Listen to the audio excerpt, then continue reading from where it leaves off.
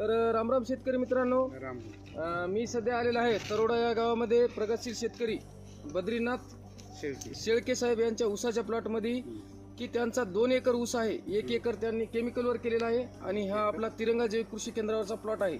तर नेमका शेतकऱ्याला दोन्हीमध्ये फरक काय वाटायलाय आणि त्यांच्या खर्चात किती बचत झाली ते आपण शेतकऱ्याच्या तोंडून ऐकू द्या. बोला सर. त्याच्यात सर हे पानाची जाडी पण यायची, औषधाच्या याच्यावर ही जाडी, केमिकलची एवढी जाडी नाही, कलर बी नाही याच्यावर कलर.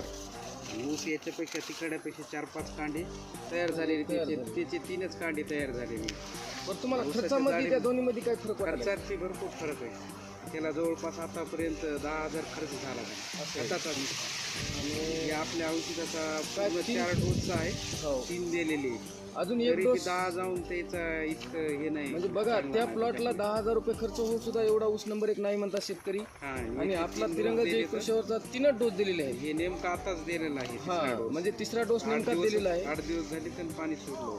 तर अजून आपला 1 डोस शिल्लक आहे. डोस शिल्लक आहे. तर ते डोस सोडून द्या. हां, बरं, तुम्हाला नेमकं म्हणजे चांगलं वाटायले का? नाही कमी त्याच्यापेक्षा खर्चामध्ये चांगलं आहे. उत्पन्न चांगलं. 5-5 कांड्यावर आलेलं गाडी वगैरे आणि आतापर्यंत